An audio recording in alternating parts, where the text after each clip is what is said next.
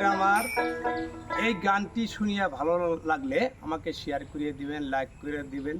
তো আমার দর্শক ভাইয়েরা, এই মেয়েটি হলো হিন্দু মেয়ে, একটি গোয়ালপরিয়া, সুন্দর গান গাইছে। তো আপনাকেও ভালো লাগলে দয়া করিয়া এই মেয়েটা দেখিয়া দয়া করিয়া আপনারা অল্প শেয়ার লাইক করিয়া দিবেন। তো ধন্যবাদ।